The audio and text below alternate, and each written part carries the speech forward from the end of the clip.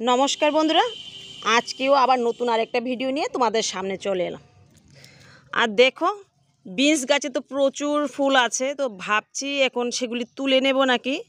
তো এখন বিনসগুলি কিন্তু তেমন ভালো হয় না, দেখো একদম ছোটোই। তো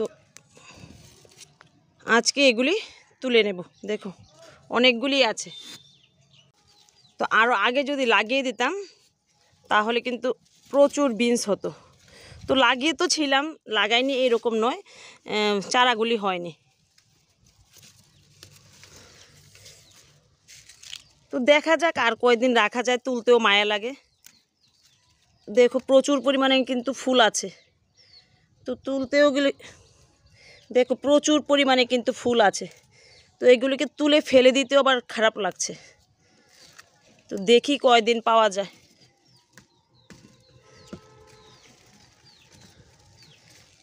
দেখো এখন কিন্তু ভালোই ছোট হয়ে গেছে, আগে কিন্তু অনেক বড় বড় হয়েছিল প্রথমগুলি। আর এরকম লতিয়ে গেলে ভালো একটা হয় না, দেখো একদম লতিয়ে গেছে।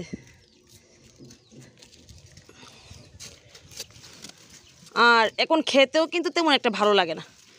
গতদিন যে তুললাম রান্না করেছি, খেতে কিন্তু তেমন একটা ভালো লাগে না, একটু ছোবড়া ছোবড়া মতো হয়ে থাকে।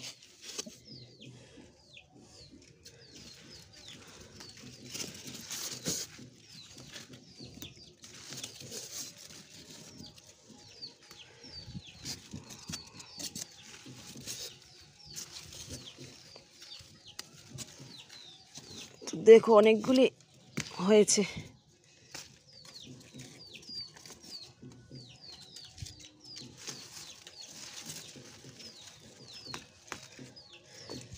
তো পেয়ে গেলাম এগুলি, আর দেখা যাক আরেকদিন পাই কি না। তারপর গাছগুলিকে তুলে বক্সটা খালি করে নেব, তারপর অন্য কিছু লাগিয়ে দেব।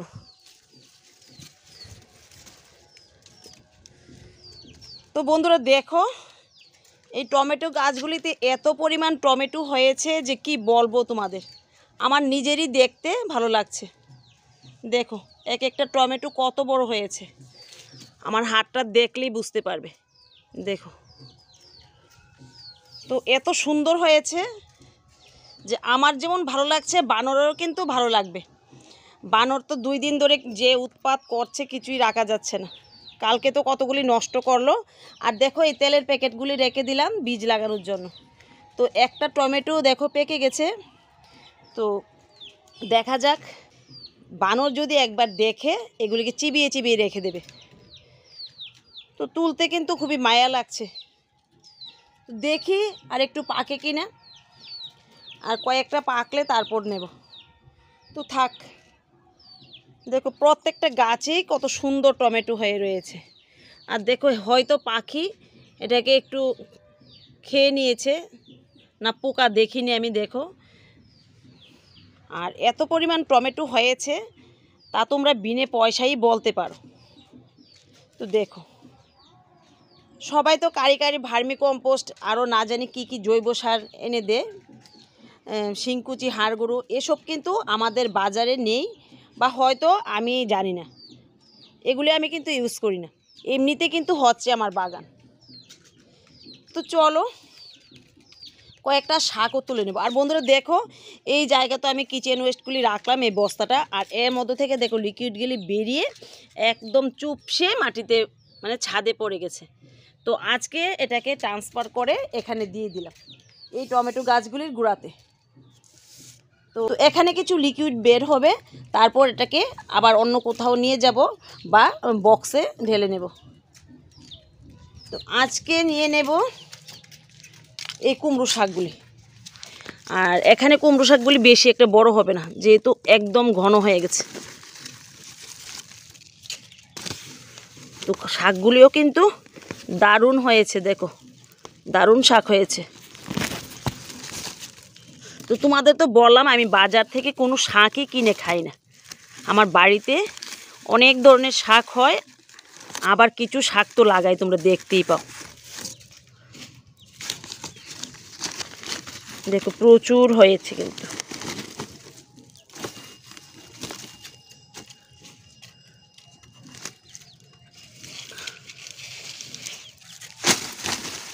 দেখো অনেকগুলি শাক পেয়ে গেলাম। তো চলো এবার নিচের বাগানে যাই, আর কি কি করি সবটা ভিডিও দেখতে থাকো। তো বন্ধুরা চলে এলাম নিচের বাগানে, আর দেখো তোমাদের যে বললাম বানর নষ্ট করেছে, দেখো কপি গাছগুলিকেও ভেঙে চুরমার করে দিল। এই যে হয়তো লাফিয়ে লাফিয়ে এই জায়গা দিয়ে চলে গেছে, গাছগুলিকে একদম নষ্ট করেছে। তো কিছু করার নেই, তো আজকে বাগানে দিয়ে দেব, মানে আজকে বেগুন গাছে দিয়ে দেব কিছু সর্ষের খোল। দেখো আমি ভিজিয়েছিলাম 4-5 দিন হবে, এখানে 250 খোল হবে ভিজিয়েছি। এটা দিয়ে আমার পুরো বাগানটাই হয়ে যাবে। তো আজকে পুরো বাগানটা দেব না, আজকে দেব বেগুন গাছে। দেখো এর মধ্যে জল আছে, হালকাভাবে দিয়ে দিলাম। এবার বেগুন গাছের গুঁড়াতে দেব। তো বন্ধুরা দেখো গাছগুলির গ্রোথও কিন্তু ভালো।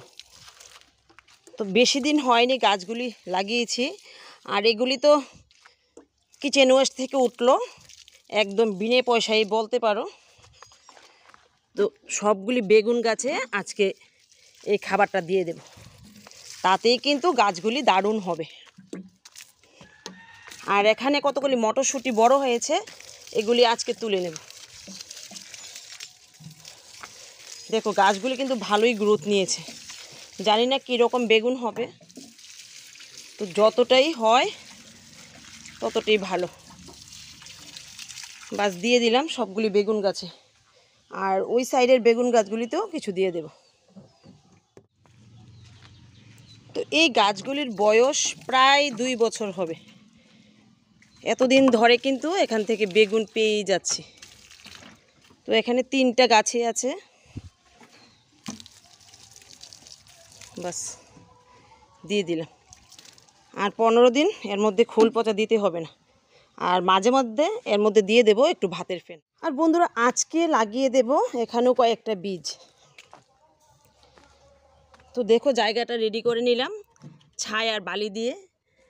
আর দেখো এখানে কিছু মূলার বীজ ছিল, তো এগুলি আর ফেলবো না, এর মধ্যে দিয়ে দেব। ফেলতেও খারাপ লাগে, তো এর মধ্যে দিয়ে দেব, শাকটা খাওয়া যাবে। মূলা তো হবে না এমন ভালো, যেহেতু শীতকাল চলে গেল, তো শাকটা কিন্তু পাওয়া যাবে। তো এবার জল দিয়ে ভালো করে ভিজিয়ে দেব।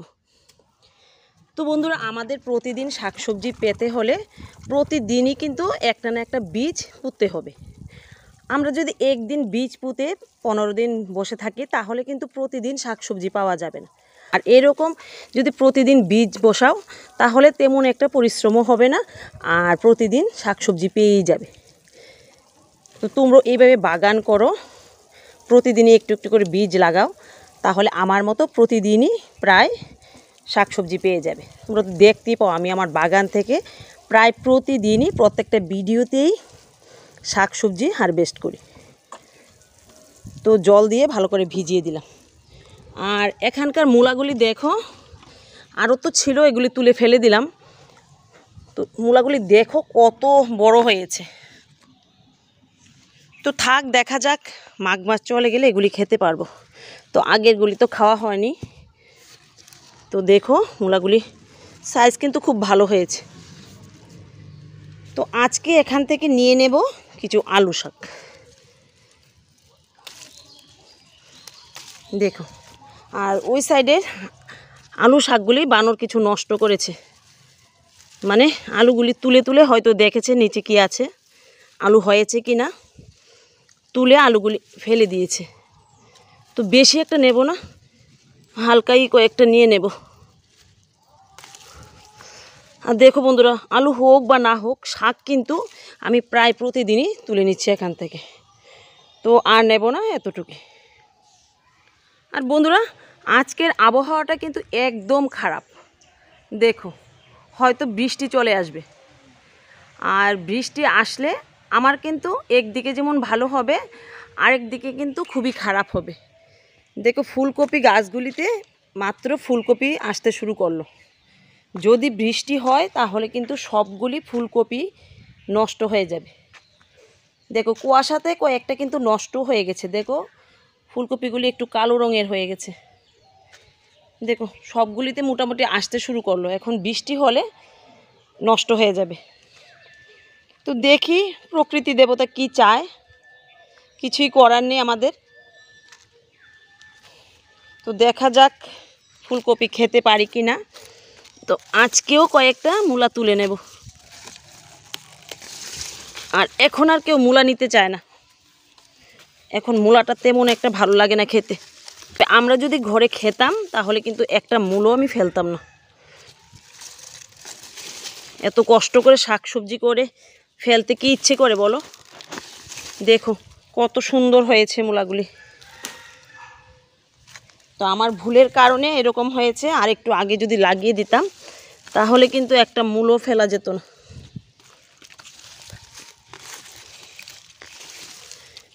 দেখো বন্ধুরা, তোমরা বলতে পারো যে আমি মূলা খাই না, তবে তুলি কেন?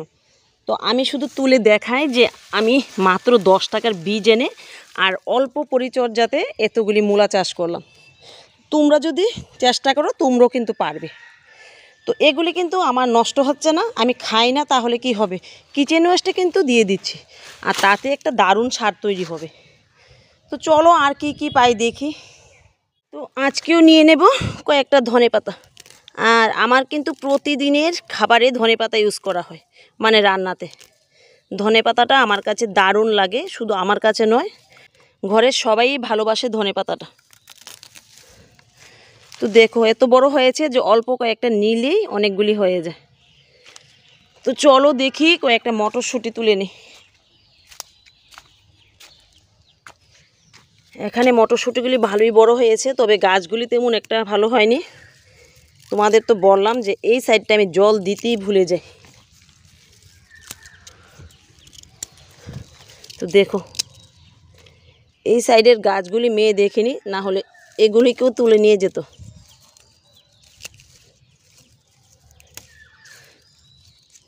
তো দেখো বন্ধুরা, তোমরা এরকমভাবে কয়েকটা মটরশুঁটি গাছ কিন্তু লাগিয়ে রাখতে পারো। দেখো তেমন হয়নি, তবে খারাপও হয়নি কিন্তু। আর এই মটরশুঁটি গাছের কোনো পরিচর্যার দরকার হয় না তেমন, মোটামুটি একটু জল আর একটু ভাতের ফেন দিলেই হয়ে যায়।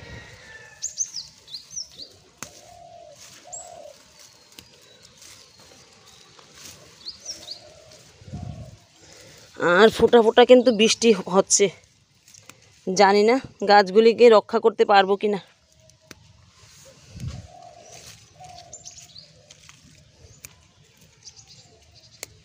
তো দেখো পেয়ে গেলাম কয়েকটা, আমার মেয়ের জন্য হয়ে যাবে। দেখো বন্ধুরা, আজকেও আমি আমার বাগান থেকে অনেকগুলি শাকসবজি পেয়ে গেলাম। দেখো পেলাম অনেকগুলি ধনেপাতা, কুমড়ো শাক, আলু শাক, দেখো কত সুন্দর মূলা পেয়েছি, আর পেলাম মটরশুঁটি আর প্রচুর পরিমাণে বিনস।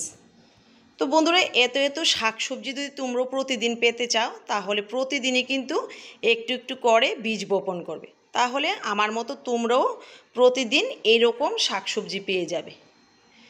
তো ঠিক আছে বন্ধুরা, তোমরাও এভাবে অর্গানিক বাগান করো আর অর্গানিক খাবারটা খাও। আজকের মতো এখানেই রাখছি, দেখা হবে আগামী দিন আগামী আরেকটা হারভেস্টিংয়ের সাথে।